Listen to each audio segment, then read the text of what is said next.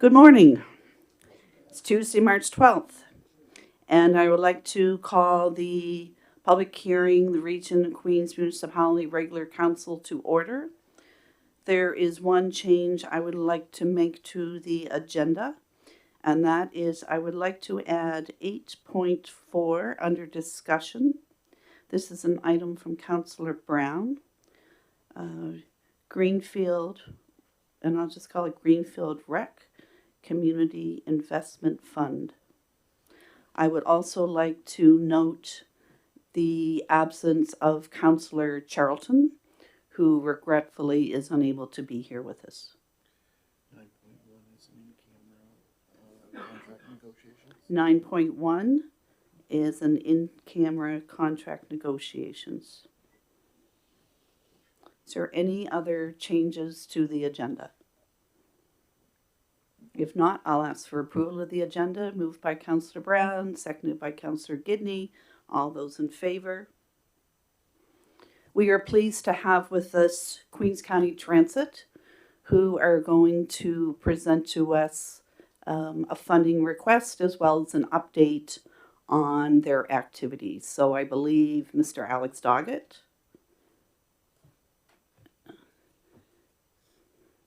and Ms. Donna. And you may begin whenever you are ready.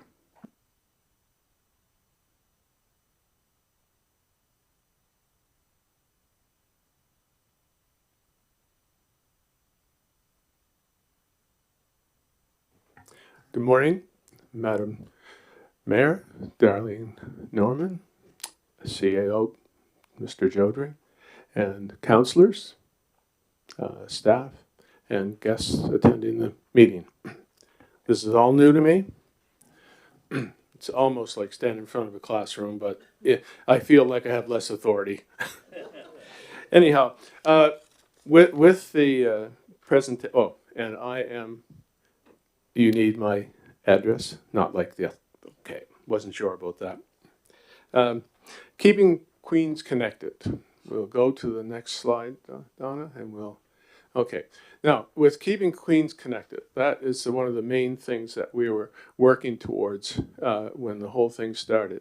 I became involved in this back at the beginning, not at the very beginning, but I was involved with getting vans.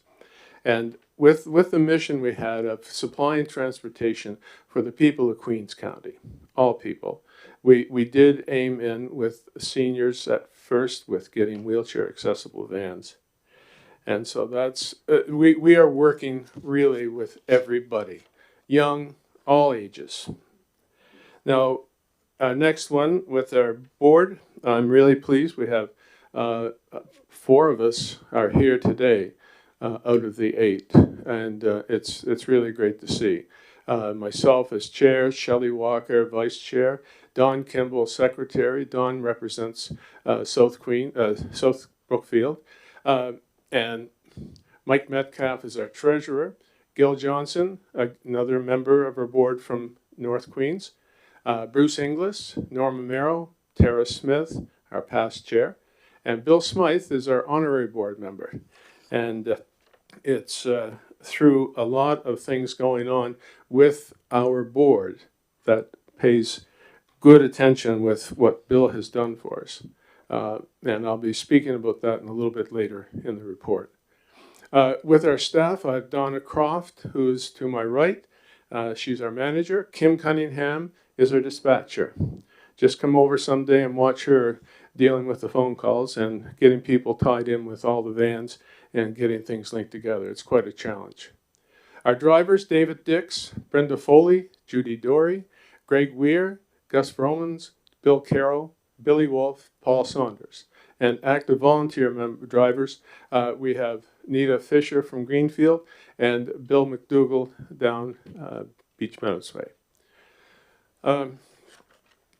Now, this slide here sort of makes me go back 5 years.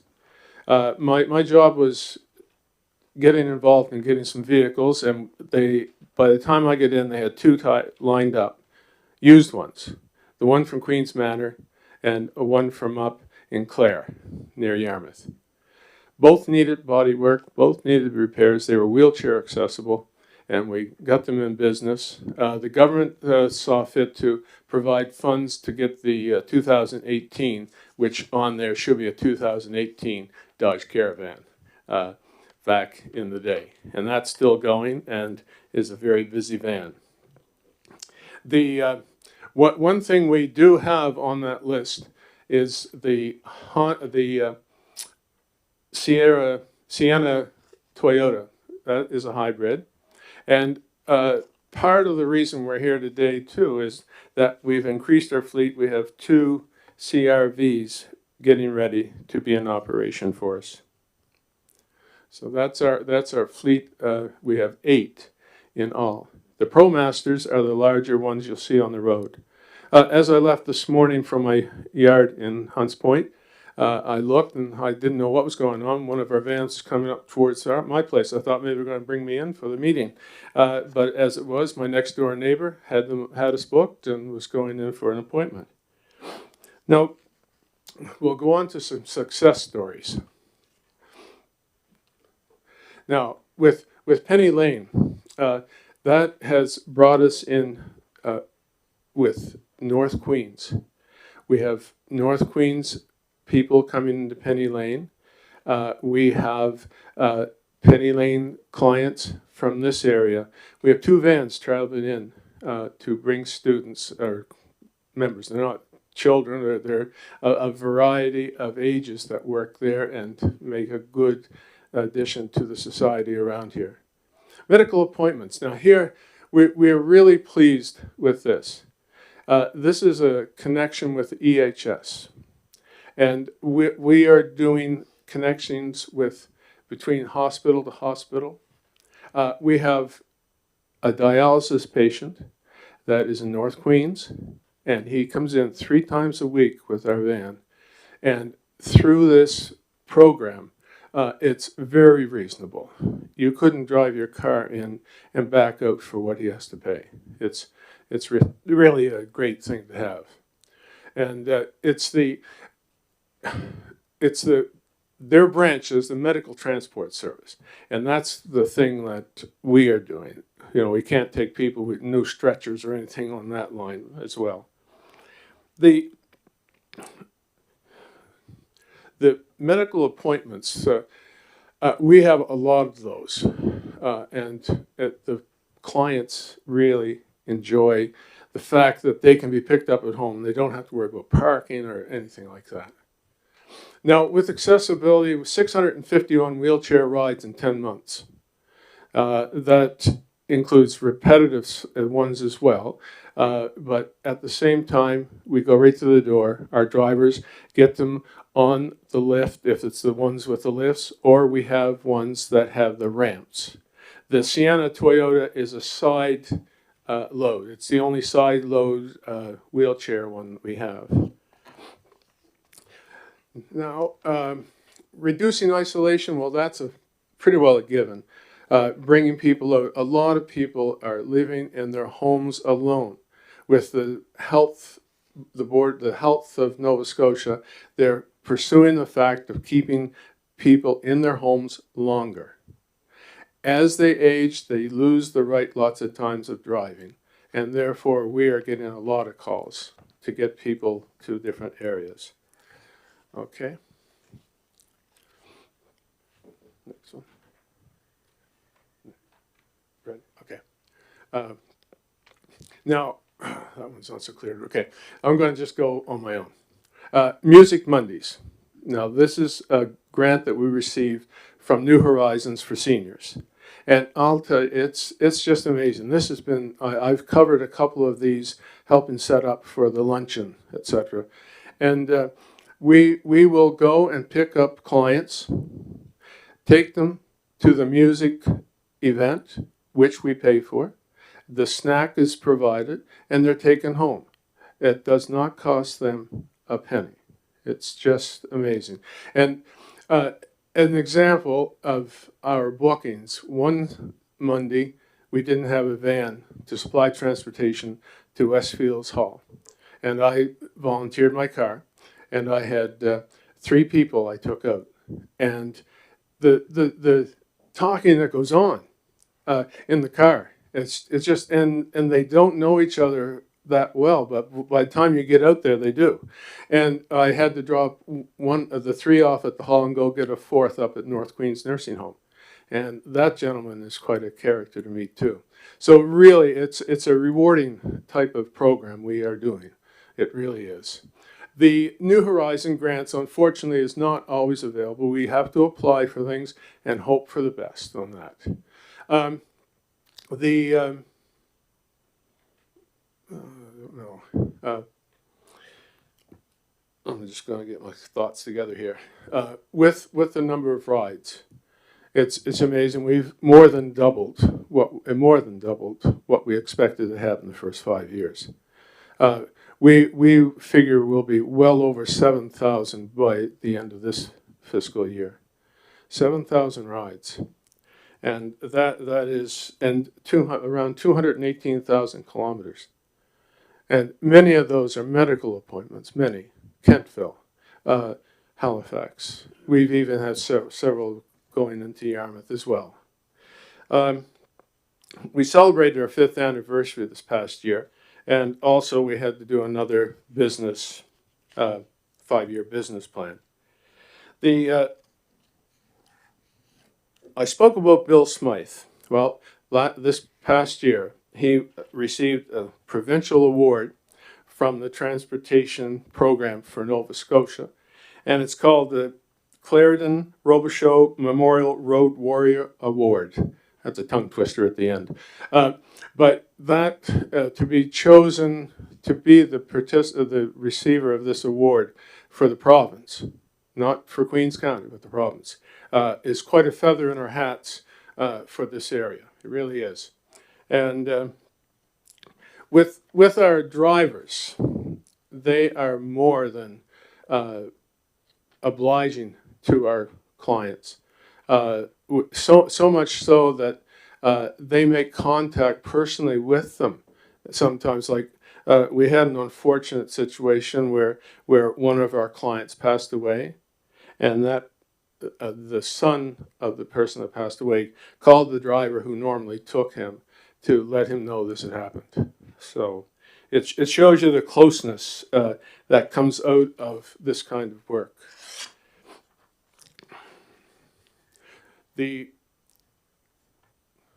This next one, I really feel all of us can relate to it.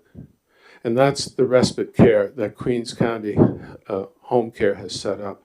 And we're really pleased to be part of it in taking people in for the sessions. It's giving a break for both the client going in and the family taking care of them. It's a lot of pressure taking care of a loved one at home. And so to be part of this, it's a rewarding type of thing we're dealing with. We have 3 hybrid vehicles now, trying to keep up with the growing concern for environment.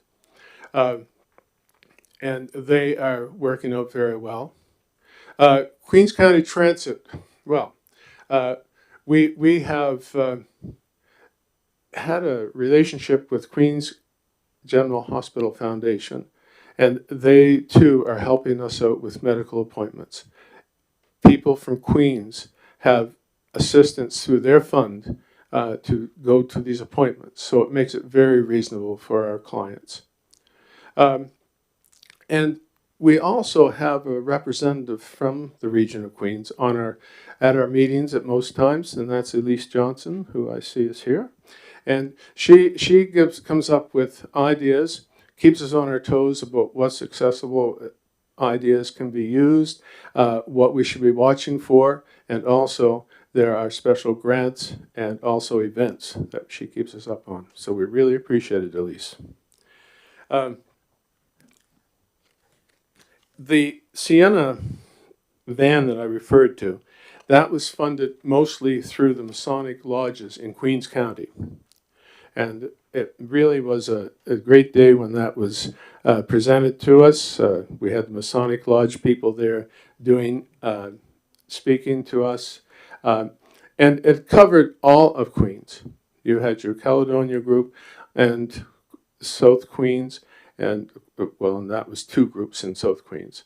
And that was really a rewarding thing as well, just uplifting that way. Now,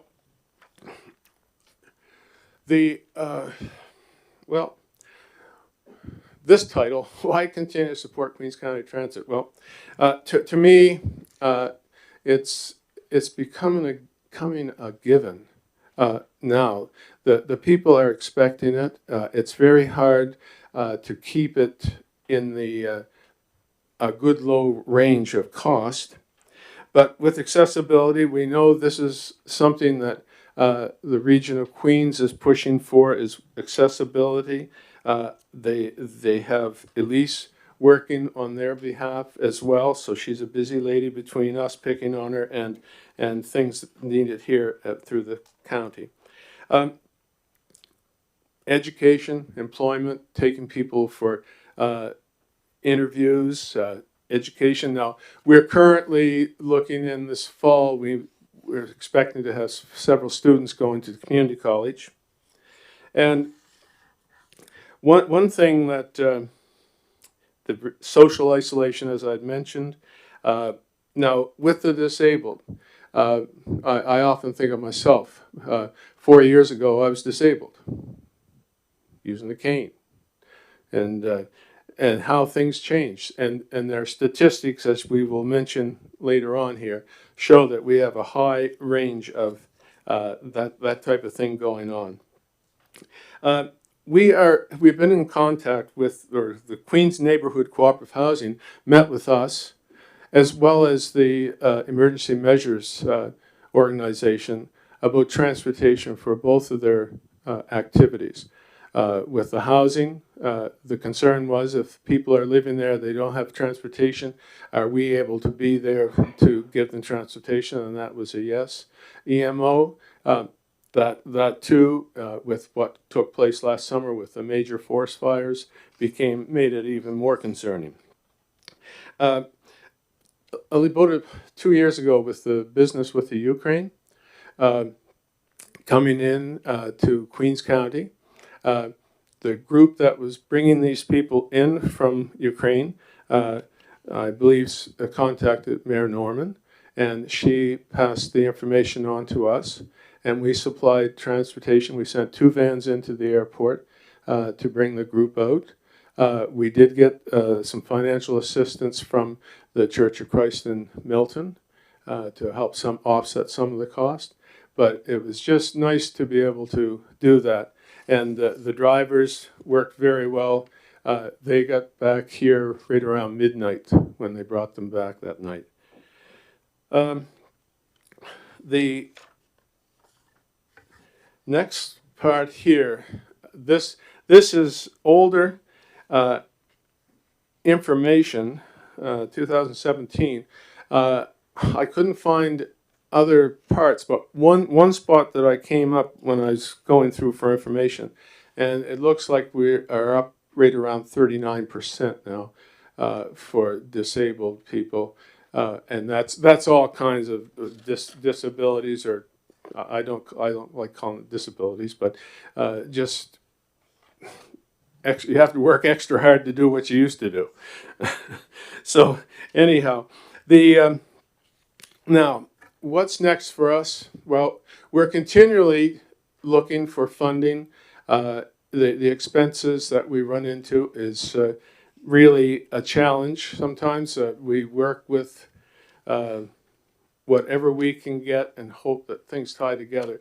Now, as you see at the bottom of this page, we are working with the Home Care Senior Safety Officer, Queens General Hospital, Lions Club. Now, I spoke with them several times in the last year, and they are very supportive of us. With the Freeman group, we're very pleased that's allowing us an office to work from, which makes a great place for us. And of course, we are really pleased with your support, having us on as a line on your budget each year, and that is really appreciated. It really is. And on the financial highlights, we had had planned for 75,000, and by the 9th we were at 73, which that part is minimal to that part of us on there, with the fact that we are trying to keep that down in a sense for what's coming in. Salaries, of course, as we increase our staff, the expenses go up. We're up now we've got eight drivers and 2 office staff in our income there. And when we look at the budget, that is always a bone of contention, I must say. I'm not a money person, and I'm not going to say I am, because if you speak to Bill Smythe, he would shake his head. Anyhow, what we have here is the fact that we are running deficit, and with our future ones, it's not quite intact, because with the extra vehicles now that we're up to 8, when we were planning, we only had the 6. And so therefore, it's really, we've got to go back to the drawing board on that one and get things updated, because everything will change on that fact. The future, well, you know, most of you around the table are volunteers in the building here. The future. When you're involved with a community program, you don't want to see it fail. And that is the key thing here that we are working with our board, trying to make ends meet and to keep it going. Because to lose this now after having started is something we have to keep working for extra funding, sharing with our organizations. With funding from other organizations, we can never really fully depend on a given amount. It depends on how their year is going and what their expenses are like. One thing I have to brag about, and that's the very last line on this page, and our vans really stand out. They really do. To me, it's a good representation of Queens County. Now, this time of year, we can't keep them as clean as we do in the summer, but they stand out.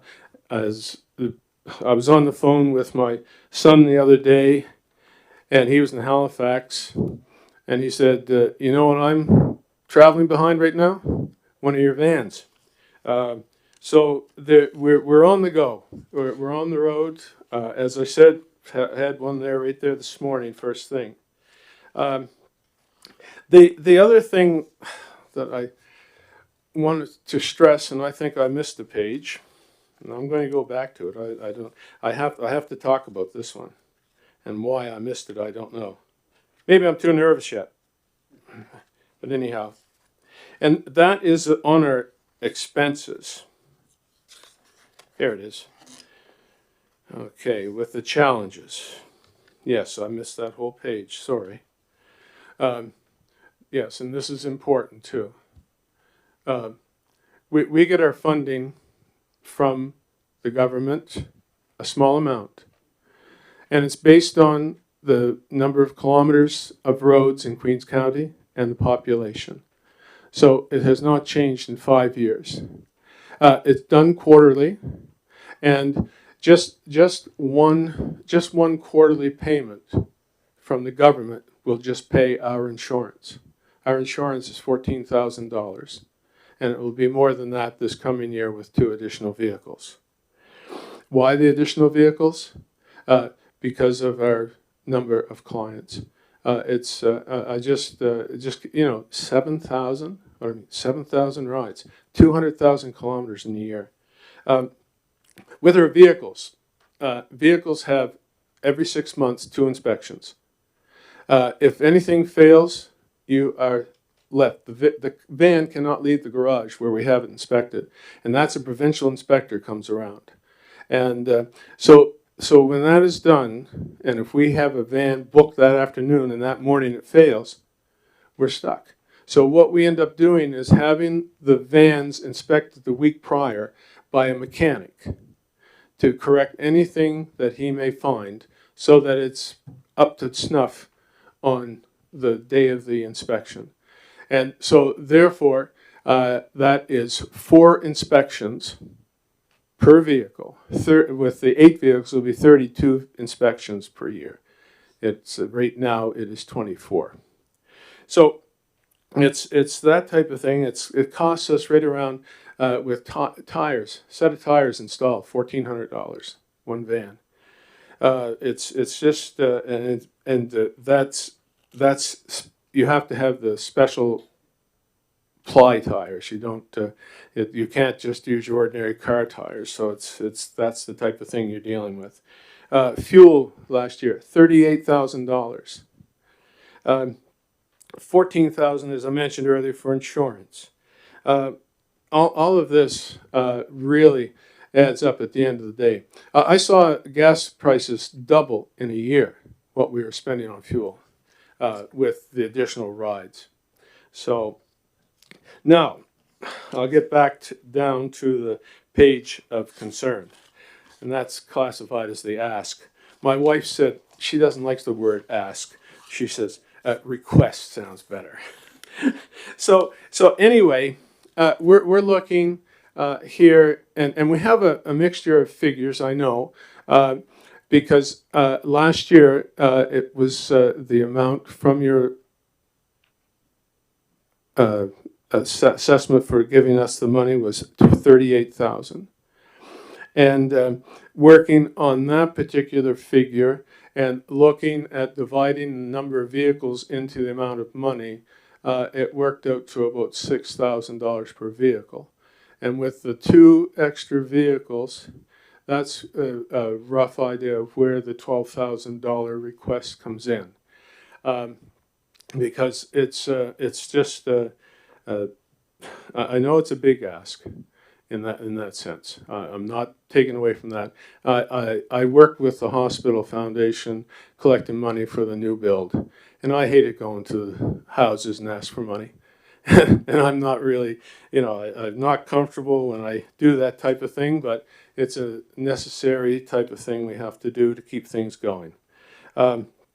So anyhow, this is where we're at with the additional vehicles, additional staff. So I will just hope that you can see in your path as you discuss this that some of this will help out in making decisions. Thank you. Are there any questions? Thank you, Alex, and I will take questions from the floor in a moment. Though I really encourage you, because this is under discussion for 8.2 for consideration in our budget. I really urge your treasurer to supply us with your current budget for the upcoming year as soon as possible, so that the need is shown on your financial records. And now I'll open the floor up for discussion or comments from any member of council. I just want to thank you. I have no questions. I just want to remark on how thankful I am for you guys for all that you do. This is an amazing project that you guys took on, and it's well worth it. Thank you very much. Thank you. Yeah, thanks for the presentation. And I think Queens County Transit is actually for all of Queens County, and I can prove that, and I feel really good to see it because I live in deepest, darkest LaBelle. And when I come out in the morning, I see a van going by in LaBelle. It's and I understand now why they have to clean it so much.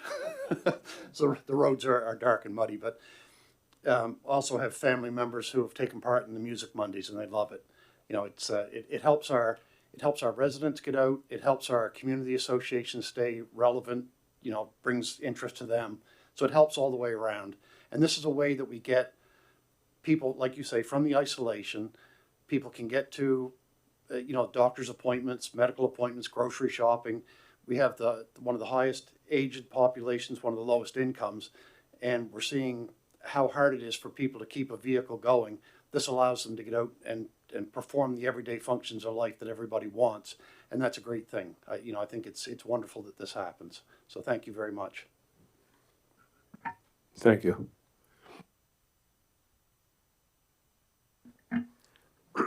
Yes, thank you, Alex.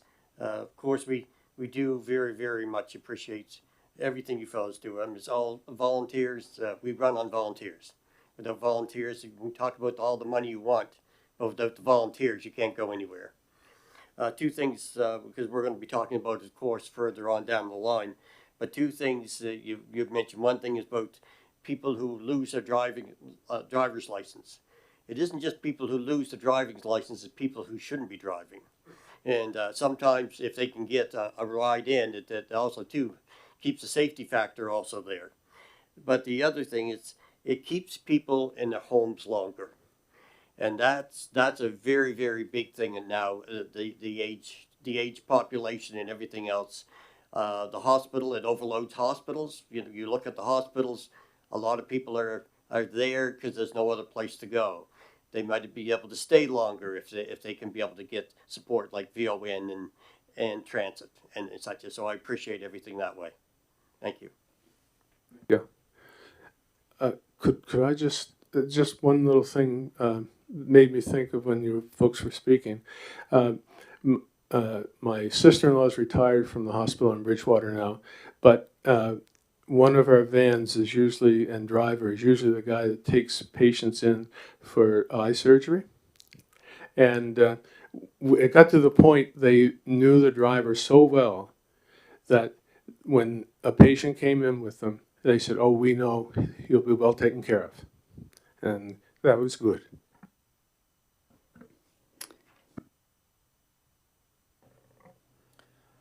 I agree. This is a very important service to Queens County. Alex, I see you have 8 drivers. Are those full-time drivers? None of our drivers are full-time as such. They take the rides when they're booked in. So we're not paying them for a full 8-hour day. It's the hours they work on the drives, and they keep their vehicle at their home, and then they come in and do their runs. Like just an easy example means we're here talking. David Dix lives in Hunts Point.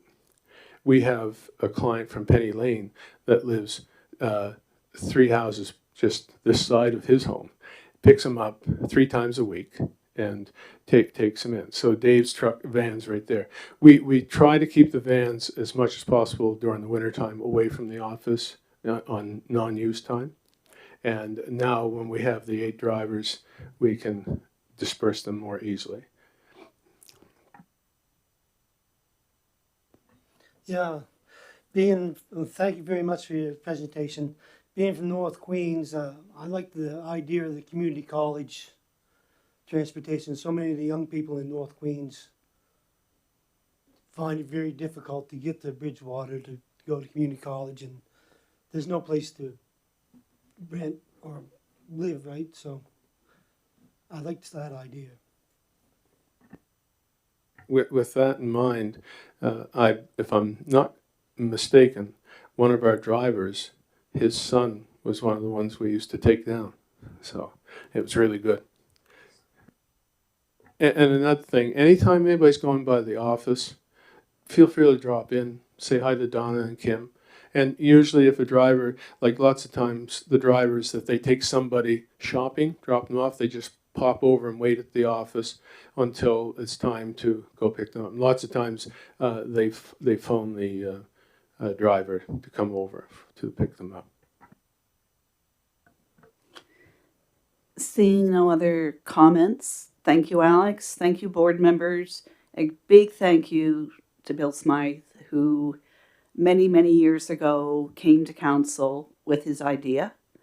And I'm sure you never thought how broadly this would expand. And as we all know, regional, especially rural transportation, is a major issue across this country, and it is very important for all the reasons that you gave. So thank you again, and we are going to move on, and I believe you have a sense of how 8.2 is going to go. So thank you, Alex. Thank you very much for the time.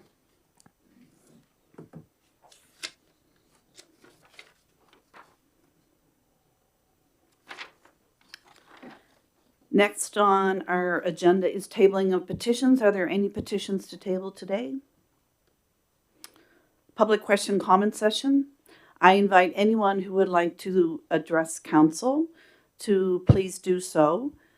Following the past procedure, you would simply, I would welcome you to the mic. You would give your name and your civic address, and you are allotted 5 minutes only during our public question comment time. So if there is anyone who wishes to address council, just please put your hand up. Is there anyone who wishes to address council? In the back, and then Gil, please. But yes? Yep. Good morning. I'm just reading over this, so I can't really say that I have a lot of knowledge about the. You have to turn your mic on, please. It's unfortunate because there's been so many public meetings. But anyway. Okay, can you hear me? Yeah, okay. I'm just reading over this, and I don't have. Oh, my name is Jeannie Gregory Adams, and I live at 361 Highway 8 in Milton. And I'm just reading over this document here about the Mercy River wind turbine. And there are 33, and they're large scale. And doing a quick Google, I noticed that any turbine over 100 meters should be a mile away from, just as a general, like without Strum Consulting or anything, they should be a mile away from the nearest homeowner. And in the documentation here, it says that it's 970 meters, which is just over half a mile. So I'm questioning Strum Consulting's documentation here and whether it's accurate for just for the noise study. And the other part of it on the very next page is the stormwater management plan. As you know, over the last year, we've had pretty incredible problems with the drainage on West Street, let alone the rest of Milton. And the proposal here is that they're not going to interfere with the current water system. As a good neighbor and someone new to the community, as a commercial company, I'm wondering if they can do better than that. Because we're in dire need right now for our French drains to be fixed, let alone introducing another potentially high risk downstream effect on what we already see is pretty much a disaster on West Street, right? So I'd like to just find out what Strum Consulting has to say about this and whether these studies are actually out of date, maybe, if it's from 2021, 2022, maybe, and if this needs to be updated with the current environmental impacts that we're facing. So I thank you for your comments. I cannot answer those questions. Like I said, the proponents have done many public consultations. They've been to council. They've had websites. It's been on the news. They've been very easy to make contact with. So I cannot answer those questions because we are now at the point in time where later on in our meeting this matter is back for recommendation. However, as a council, we do not question engineering reports that are submitted. I guess we would if they really look sideways, but that's disappointing, to be honest, because if you look at the community on West Street alone, all we need is another big storm for that to be a disaster.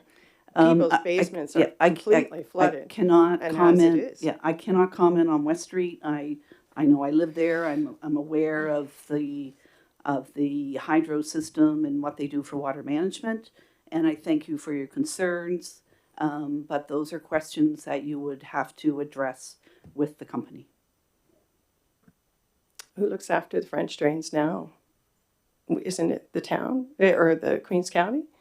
Because I know when I ask questions about the snow removal on on Highway 8, it's the province because it's Highway 8. Because in the wintertime, the city or the council, Queens County, can't coordinate the one road that we have with a sidewalk on it with the province to do the snow plowing. So that's a problem. But it seems to me that, like, what is the responsibility if we've have environmental problems recently, and Liverpool is very well known for having environmental water problems. They've been in the news several times over the years with water problems. And to devote, 4 lines to stormwater management plan that has no real numbers attached to it, what is this document worth then? All I can say is I thank you for your comments. Okay.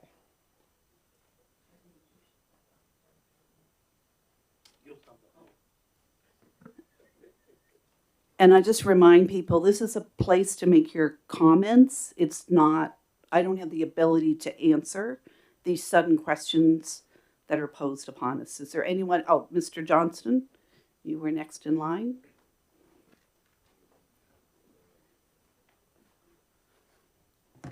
Process? Okay. Hi, everybody. I'm Gil Johnson. I reside at 64 Long Point Road in South Brookfield. And Mayor Norman and council and staff. I'm here today wearing several hats, but primarily I'm wearing the hat of a taxpayer in Queens County. But I'm here to speak about Queens County Transit. And being one of the founding fathers of Queens County Transit, in one of the comments made earlier that this has exceeded over the 5 years that you'd ever imagine where it was going to be. And that was because there was a need. There was a need, and there still is a need to expand, as our president has said. And the fact that we, 5 years ago, Queens County was one of the few jurisdictions within the province that did not have a transit system. Today, we're recognized widely across the province with representation on the Nova Scotia Community Transit Board, with our managers being part and parcel of the Rural Transit Authority, and in the fact that one of our own, Bill Smythe, has been recognized provincially for his efforts to get this up and running successfully. In my opinion, and only my opinion, but is transit, as it is in the eyes of council, is no different than the infrastructure of sewer and water in the road. We heard about the need for employment, transportation, getting to and from work, the younger youth getting to school, getting to colleges. That's all part and parcel of what's going to make Queens a better place, going to bring people here. It's all part and parcel of that. So, it's an essential service as far as I'm concerned. And just from that part, the whole idea of we were recognized, Queens County Transit, here I go wearing the other hat, but as Queens County Transit was recognized as a place to do a pilot project with EHS and to be able to alleviate some of the burden on those vans, just to pull the people who don't need to be on a stretcher and things like that.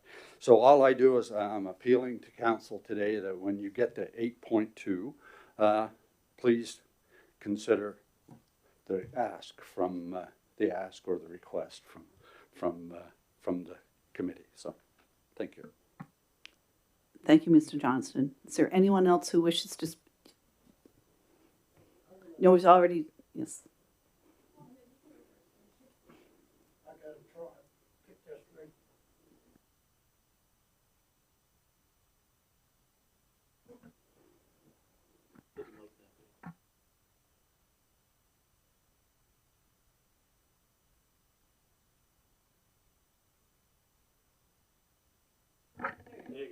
Hold on. Yeah. Okay. Just had to try it. David Huskins, 160 Church Street. One thing I noticed here, we have to shut our cell phones off. And if someone has an appointment or something somewhere, we don't have a clock. Could we get a clock purchased? Thank you very much.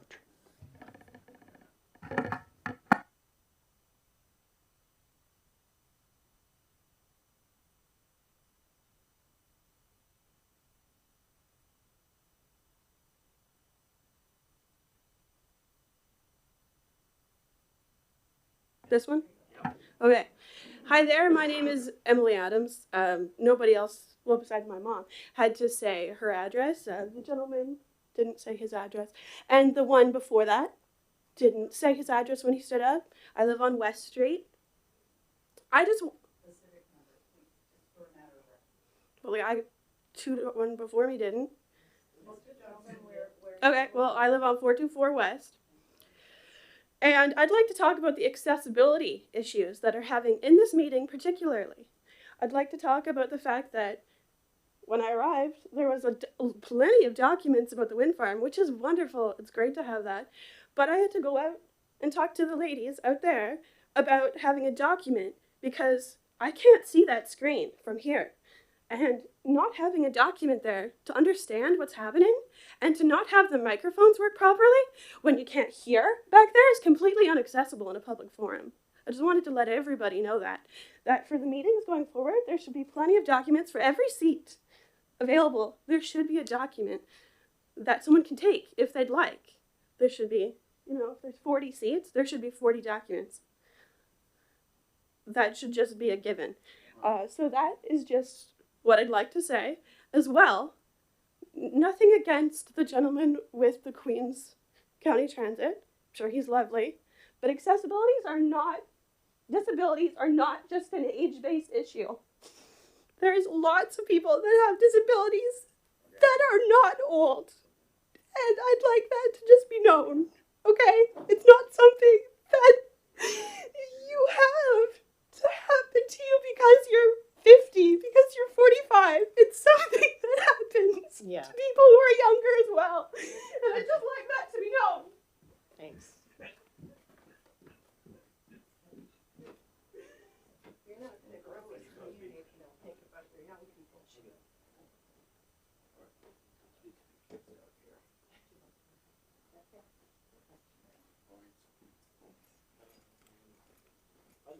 I figure I gotta push a button, do I? It's already on. It's on? Yeah. All right, well, I don't really need a microphone, but the people in the back there find it hard to hear you guys and also to see that there's a screen. So you may want to put up monitors right here where they can actually have accessibility. I think that's what it's about. Also, it's kind of nerve-wracking being the first time here, so that's all. The other thing is that I had a stroke a couple months ago, and so it's a little bit hard for me to talk. So if that's happening, I apologize for that.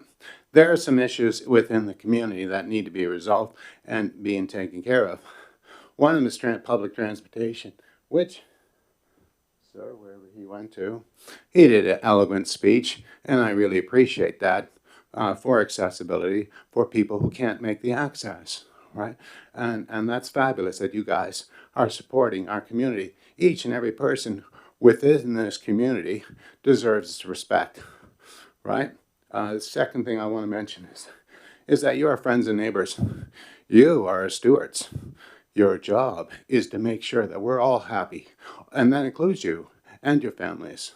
So everybody works together. My family's been in Nova Scotia 300 years, and we started a very long time ago by doing bridges and churches and schools and such and so on, one at a time. So we work in transition with each and every one of us to make sure that we're feeding the community with the services that it needs.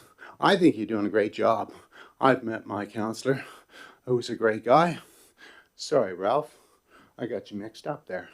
Maybe I need to come out to a few more meetings and such, but I'll be better soon now that things are starting to work out for me. But anyway, it's great to see all of you out here, and you're working very hard. I see your assembly team in the back line there, and so on. So I will be out again. Sorry, I was a little bit tardy this morning dealing with my flooded basement, who I've spoken to the representatives from the provincial government, and they assured me that things will be in progress. Otherwise, we'll see about that. Okay, anyway, thank you very much. I apologize for my family who has come here late, but you know what? It doesn't matter how we represent ourselves as long as you come and represent. And that's the main No, thing. no apologies needed. Your name and civic number, though, for the record. Sure, my name is Calvin Adams, and my civic number is 361 Highway 8 and 424 West. We own 2 properties in this area, and we're about to buy a 3rd.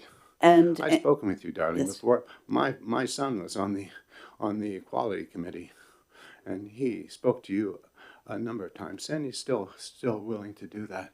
He's now up at Dell taking planning, but he has to live up there as a result of the transportation not being the way it could be. And we wish your daughter well. Yes. And I really encourage her to make contact with Elise Johnston, Yes. who is our accessibility and diversity coordinator. Yes. And I think that Which would one be is Elise? Can you Elise. hold up my hand? She's left. She Oh, stepped she out. left. Oh, She may, stepped out. She may have gone to see Emily. So please, That's nice. please Yes. make that contact. Yeah, I definitely will. And again, thank you very much for your time today. Thank you. We'll see what happens next Yeah. meeting, but take care, sir.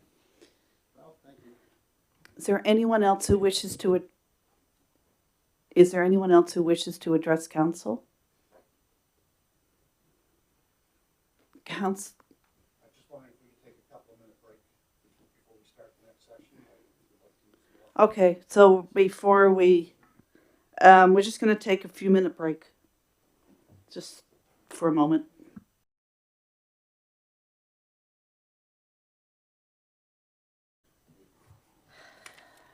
Recommendations. 7.1 was distributed following which will be done following approval of the minutes of the regular council, February 27th, 2024. Moved by Councillor Gidney, seconded by Councillor Romero. All those in favor? Passed. 7.1 large-scale wind farm development was distributed following the public hearing. There is a recommendation. If someone would so make that recommendation, Councillor Brown. Thank you. I make the recommendation that the Council of Region of Queens Municipality adopt an administrative policy respecting entering into a development agreement with Mersey River Wind Incorporated to allow for the establishment of a 33 turbine generator wind farm development on portions of the properties identified as PID numbers 702-47176, 702-47192, 702-47184, 702-47200, 702-64213, 702-25420, 702-25404, 702-47218, 702-47168, 700-32982, 702-60575, 702-48695, and 701-66988. And that is seconded by Councillor Gidney. Director McLeod, do you have anything further to add following the public hearing? I guess in addition to the comments I had made outlining in my staff report, for items for consideration, just wanted to mention, as Mr. Underhay had indicated, there is the potential for them to look at an increased height of the wind turbine generators from 105 meters to 120 meters. So that's an additional consideration for council. Yes, and I'd also like to point out to council that in the draft agreement that was within the package, you will notice that the line is blank on the first page respecting the lease number, because they have yet to have their official lease from the province. So once they obtain their formal lease from the province, then this agreement can be moved forward. That's correct. Any questions of Director McLeod?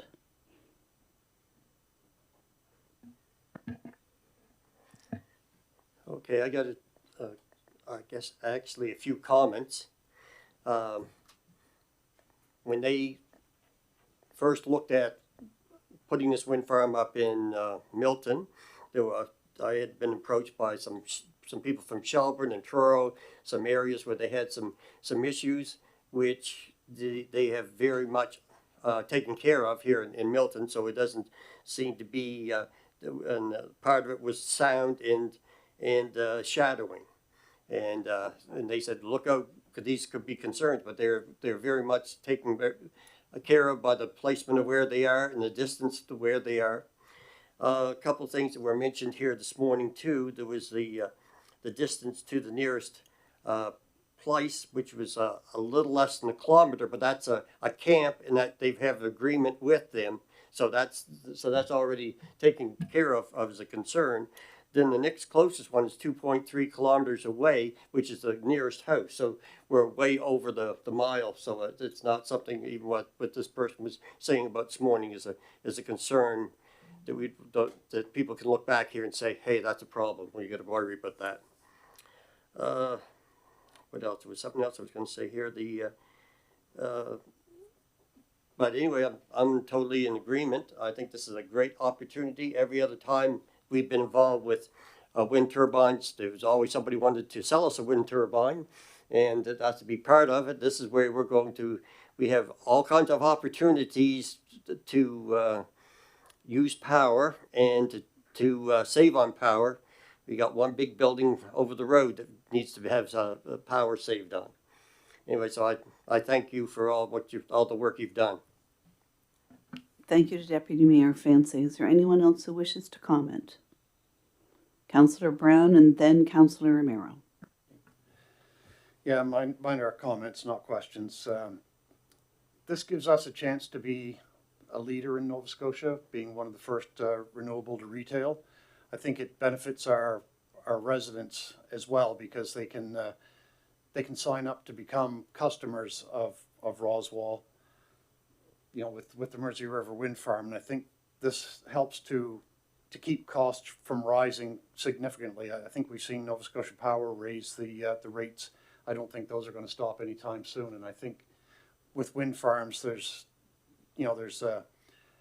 maintenance issues that can come up that could be into the cost. I think they're figured in, but I think it's going to be a flatter growth rate on the costs than, you know, fueled power generation. So I think it puts us, you know, Queens County residents in a good position for this. I think there's you know, some money that's supposed to be set aside with for community events or community infrastructure. We get tax revenue from it based on the base plate amounts, which is a benefit to the community. They're using infrastructure that's already in place, the logging roads for that Bowater had put in.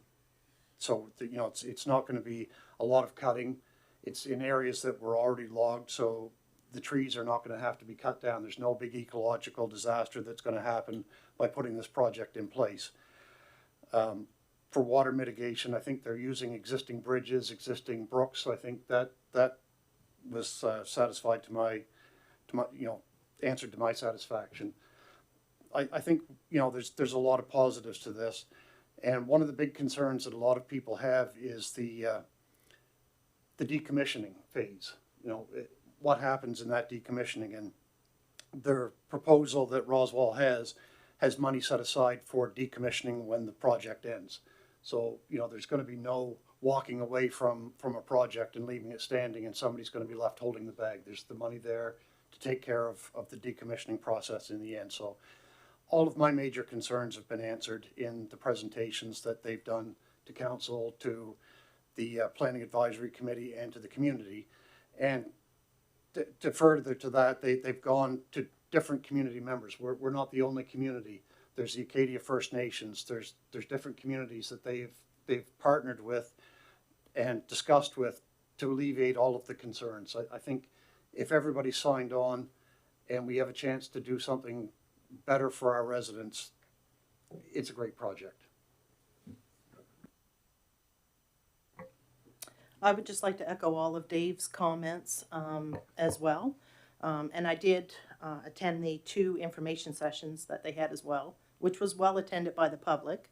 I had heard some comments that some of the public did not have any idea about these wind farms. They gave plenty of opportunity to have information sessions about them.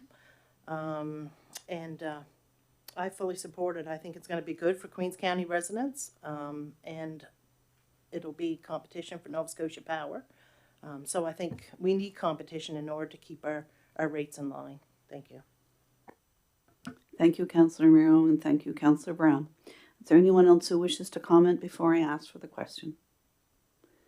If not, I'll ask for the question. All those in favor of the motion as presented?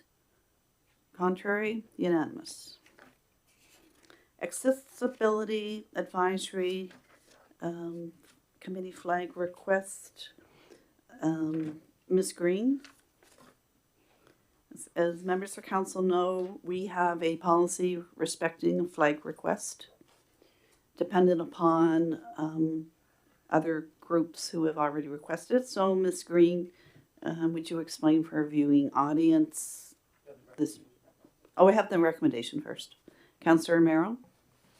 I move that the Council of the Region of Queens Municipality receive the report titled Accessibility Advisory Committee Flag Request for Information, and that the Council of the Region of Queens Municipality approve the application made by the Accessibility Advisory Committee to have an accessibility flag flown on the special purpose flagpole located in front of the Town Hall Arts and Cultural Center, Liverpool, during the dates outlined in the attached application. And that's been seconded by Deputy Mayor Fancy. Ms. Green. Good morning. So as you know, we do have Operational Policy 84 flags that allows for community groups to apply to have a flag representing their group flown on a special purpose pole for a duration up to 2 weeks, depending on what they ask for. In January, I received an application from our own Municipal Accessibility Advisory Committee wanting to fly the Access Awareness Week flag from May 26th to June 1st and in the subsequent 4 years. It doesn't conflict with any other flags that are currently being flown, and I've included a picture of what will be on the flag in the package. Thank you, Ms. Green. Are there any questions before I ask for the question? I'll ask for the question. All those in favor? Unanimous. Core Active Transportation Network Project 7.3 is a follow-up from last meeting's discussion. Ms. Halliday, Physical Activity Coordinator. There is a recommendation within the package. If someone would so make the recommendation, please. Councillor Muse.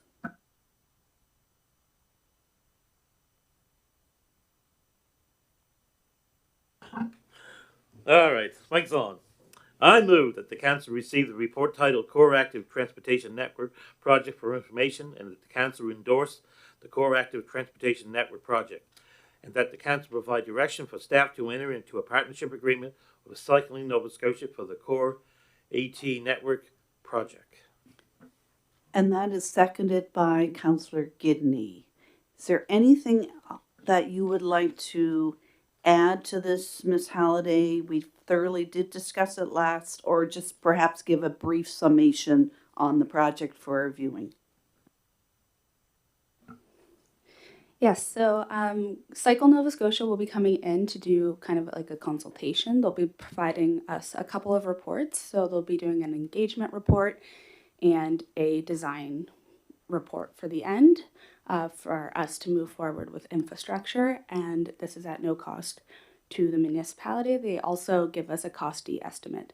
So it kind of lays out in a phased nature different active transportation projects that we will be able to complete. Questions for Ms. Halliday? Deputy Mayor Fancy. Yes, I know back a few years ago, we were talking about this. I think it's called the Blue Route or whatever. I think that's the name of it. I'm not sure. Would this be in conjunction with that to be able to put up signage and such as? So the hope is to kind of connect it to the Blue Route. The Blue Route is a separate project, though, that is being looked at currently by Cycle Nova Scotia. And so this is a core AT network plan for the region of Queens. So it's mainly focusing on active transportation and key destinations, while Blue Route is connecting throughout the province, a cycling route.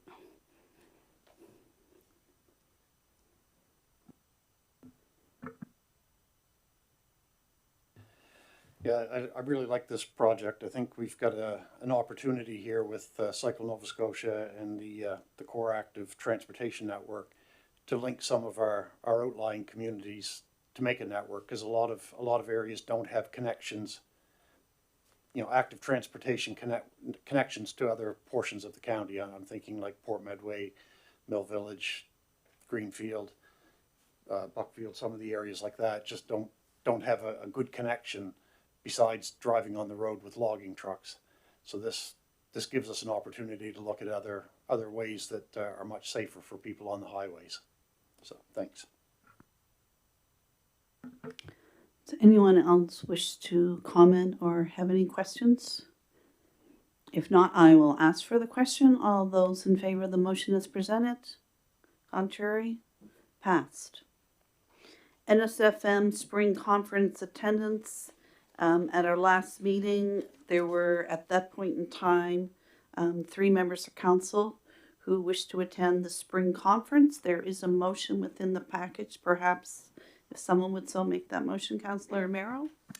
I move that the Council of Region of Queens Municipality receive the report titled 2024 NSFM Spring Conference Attendance for information, and that the Council of Region of Queens Municipality approve Councillor Brown, Councillor Muse, and Councillor Charlton to attend the Nova Scotia Federation of Municipalities Spring Conference on May 8th to 10th, 2024 in Bedeque, Nova Scotia. And that's seconded by Councillor Brown. Any questions or comments? Councillor Brown? Yeah, I asked this to be put on the agenda, not the menu, at the last meeting. I guess I'm getting hungry.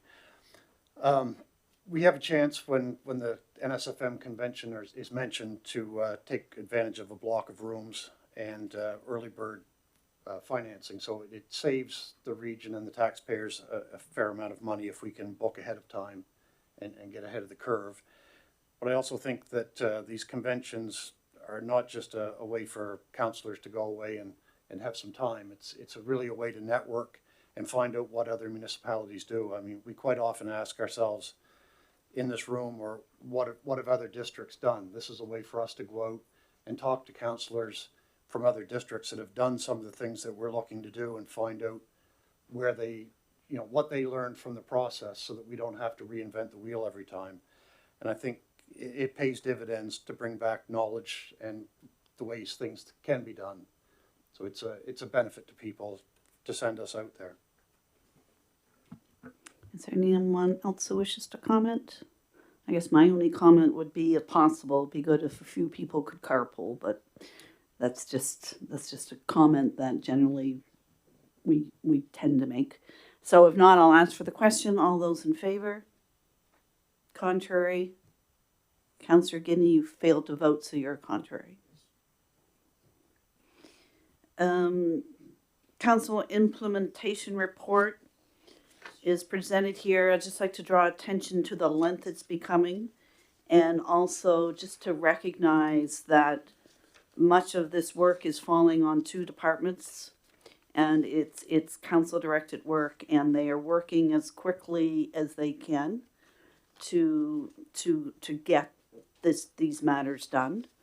But we all know the restraints that our departments are under, either short-staffed or other matters. But are there any questions directly related to the council implementation report? Deputy Mayor Fancy? Yeah, just one on the January 23rd, 24th, the one of the direct staff to explore partnership with crosswalk safety. It says in progress. Can we get an update of any sort of where we are with this?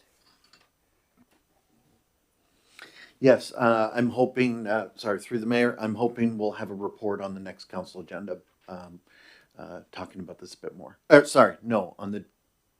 on the April 12th meeting. I apologize, not on the March 26th, April 12th. Any other questions respecting the council implementation, which is a follow-up of previous motions made and the progress on them? If not, discussion regarding Queens County Transit 2024 budget ask. There is a recommendation there. We could make that recommendation for consideration with a seconder and then have a discussion.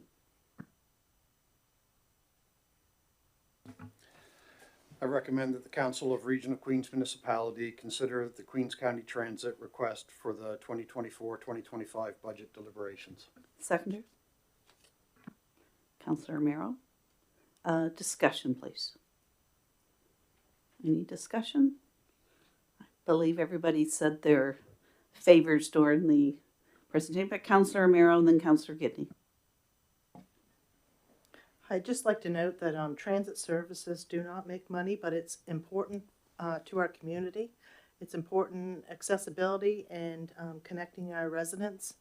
And as we have seen, it also is doing a great service to North Queens as well. I am very much in favor of Queens County Transit. I think they're doing a wonderful job.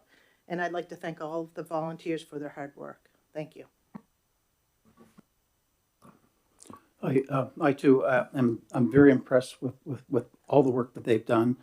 When I look at the salaries and there's 10 people, they're not making any money. I mean, not to speak of. And the way they're being paid is only when they make a drive. So they're on call all the time. And I think it's fantastic what they're doing. And I think it's definitely a worthwhile project. And I support it 100%.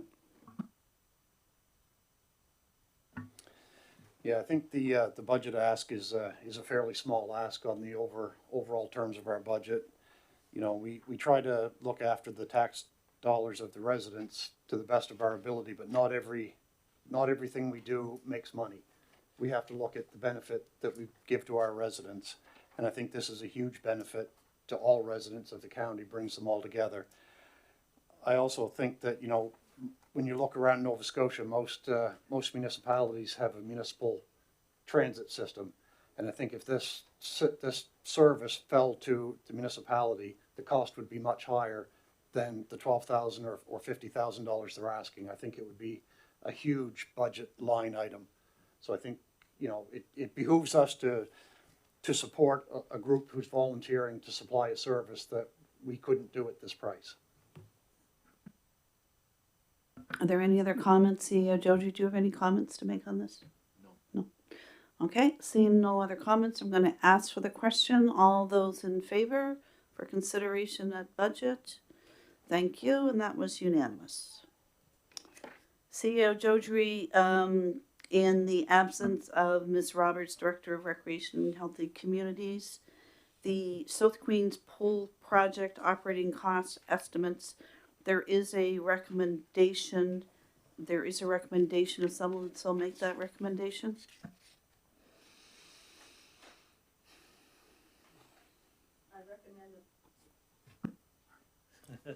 I recommend that the Council of Region of Queens Municipality receive the report titled South Queens Outdoor Pool Project Operating Cost Estimate for information. And then seconded by Deputy Mayor Fancy. And just a note, and I'm sure CEO Jodry will make it very clear, this is I'm not going to say guesstimate, but it really is a guesstimate with best prices known. This would be the very minimal that, I'm just saying the minimal according to Ms. Roberts. It would be a minimal program, but it's just to give you an idea of what it could look like. CEO Jodry. Nope, I think a guesstimate is an appropriate phrase. There are unknowns. We're ballparking here. But I think it gives us a range of what you might expect or might expect to see. Again, you know, throughout the document, I think we allude to, you know, if this is the case and this is the case, and it's probably what it led up to. There are several unknowns, but we tried to get as close to a number as we could. And there were many folks involved in trying to develop this number. Ms. Roberts is on much deserved vacation today, so I'm impersonating her today. But just to essentially walk council through this high level. So what she's done is she's developed a sample programming schedule. Of course, staffing costs represent a significant portion of your operating costs. So, so she sort of came up with a sample and did run it and by a few people. So there was some consultation there. And then you'll see on the last attachment, she's really sort of broken out. Okay, this is what the revenue would look like. This is what the expenses would look like. As you can see, obviously the largest expense is staffing, which would be normal for something like this. So you can see how there are unknowns here. If we're off by, 20% on revenue, or it's up because we get more programming, you can see how that changes the bottom line. So we're just trying to give you a sense of what that might equate out to. And there was some discussion as to water and sewer services. So just to clarify, under expenses where you see mechanical, electrical, the 30,000 does include water and sewer services, in case that was something you were wondering. So I do have some notes from the director in case there are questions specific, but I'll turn it back over to council to discuss. Discussion, please. Any questions anyone has? Councillor Muse. So it's $112,000. So is that taking off the cost that it would run the Milton pool? Through the mayor, no, that's just the cost to run that pool. It doesn't take into consideration any other pool expenses or revenue. Do we know the cost to run the Milton pool? It's a very good question, and we haven't totally calculated that up, but we can certainly do that next.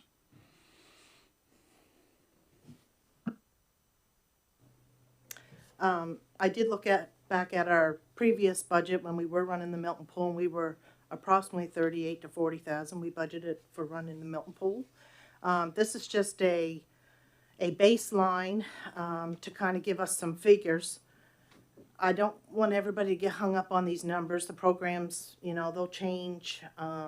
We also have to go out for public consultation and see what programs that the community is looking for as well. We're putting 2 more shoulder seasons on the pool.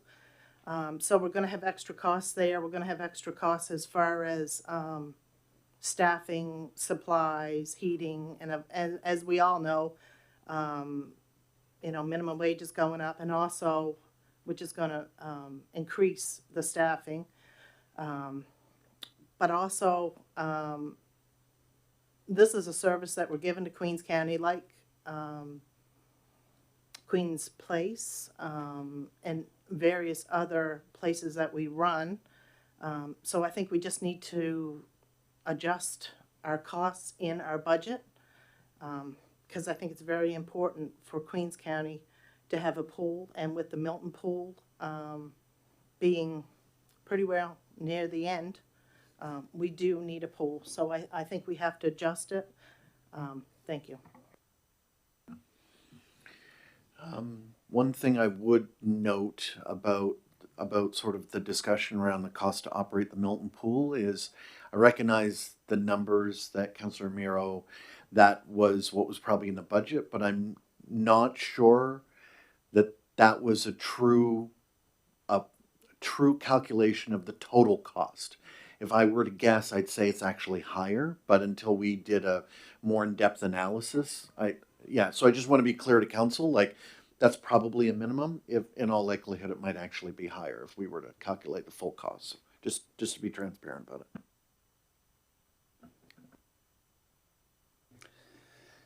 Yeah, I think this the costs are higher than Milton, but like Councillor Romero said, we're adding several months in the shoulder season instead of just being a July and August system. We're adding more months for residents to use it, and the Milton pool was built. It's Milton Centennial Pool. It was built in 1967, and general accounting principles allow for a 25-year lifespan for structures of this nature, and we're at 57 years on that swimming pool. So we're well overdue for a pool replacement, and every year we go, the cost is going to get higher. I worked as a lifeguard at the Milton Pool many, many years ago when minimum wage was $3 an hour. So costs have gone up significantly since then. And they're going to keep going up. Are there any other questions? I just want to make one comment. I will support this report because it is a report, but I would like to make note, because no one has discussed that, and that is the statement that says that this does not take into consideration the outdoor pool in North Queens and how it would continue to operate in tandem with a new pool, because currently Milton Pool and North Queens Pool share staff and they share workers. So it's just very important that staff carefully consider how North Queens Pool is going to continue to operate by the region of Queens as a new pool is constructed, because I think it would be a disservice if one pool was lost. So therefore it's very important, and I think everyone around this council chamber should also keep in their mind the importance of North Queens Pool to our residents in North Queens. That's my only comment. Is there any other comments? Councillor, Deputy Mayor Fancy. Yes, it's been a long time coming, and I think it's been exciting to me. I've just been excited to watch everything happen as it's happened. Things I gotta always remember to keep up closer. Sometimes you lose your voice when you back away. That there could be a therapeutic pool, which could be something that could be an asset to the hospital and such as. We're going to have parking in the back, which could be help with the safety factors of we've already had some incidents out front. So it's not just a pool; it's going to be extra, and I don't know how that works again with the rooms and things that's going to help out with them over there with services. Staff, we got a great committee with the pool committee who are working with the LCLC and willing to set up more training times and bringing down some instructors so we can be able to get the lifeguards we need. That's always been a problem in the past, getting the lifeguards, but we never had a system set up we just offered, here it is, come and get it. And now we're going to actually going out and start doing things. And just in addition to put something in there, that we have one of the best rinks, I think, in the province. When you look at it visually, outside and inside, it's one of the best. And to put something on it that will look like it's the best.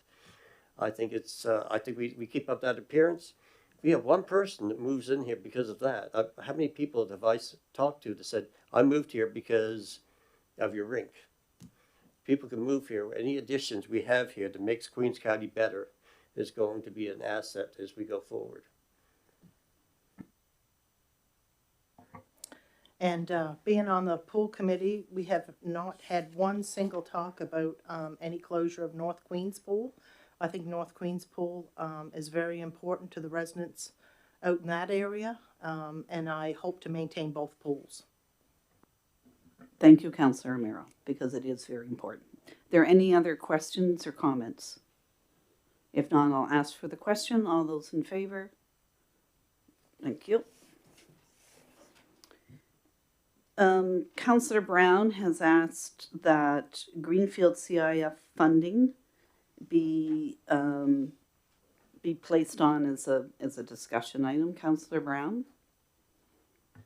Do you want me to put a recommendation in place first, or just have the discussion? They're really supposed to be distributed to everyone to read, so do you want to just briefly perhaps give the discussion so people understand what the recommendation is about? Okay.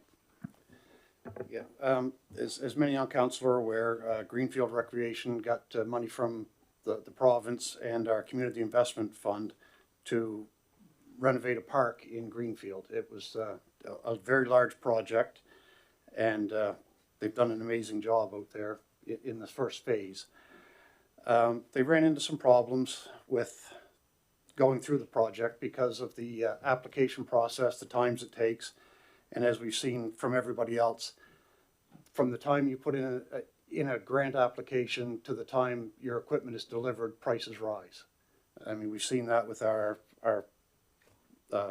accessible playground and how long things take to deliver. These cost increases are not allowed for within our community investment fund because it's a line item that you have to match your budget. Also during the project, they ran into the problem of a shortage of contractors to do the physical work. And in order to meet the timelines for the community investment fund, the members of the Greenfield Recreation did the work themselves. We only allow for $1,000 of in-kind labor. It came up to much more than that. What it really comes down to is by the time that the final report was sent through, the 80% that was funded, they spent much more than that money was allotted, but some of the money could not be accounted for on the community investment fund. So we're asking them now to pay back an amount of $2,047.43. In order to get the project to where it is, a lot of community members have stepped up and given cash donations to finish the project as it is, which is well over the amount that they were asking for originally. And they would be forced now to go back to those same community members and ask for another donation to pay back the region of Queens for the money that they want. This is all part of the budget. They're not asking for the other 20% because they know that that money was not spent. But it's going to put a strain on Greenfield Recreation to come up with the $2,000. So all they're asking is that if we could find a way for council to refund them the money that they pay in to us. They're not looking to change the policy, and I would never look at trying to change the policy. So I'm not asking for council to override the policy to forgive the amount, but I would like to see it refunded to Greenfield Rec so that they can continue to build the project to their next phases. I think if we don't do that, people in the community are going to stop supporting it, and you know they're doing a great park out there that doesn't cost us anything for maintenance. You know, it's not one that we've built. It's not one that we have to send our public works crews out to maintain. This is all done by the community, and I think helping them, it's the right thing to do for a community that we give so little to. So Councillor Brown, you have a motion to consider this at a further meeting. However, staff will have to become involved to present council with the explanation of what you've just said on paper.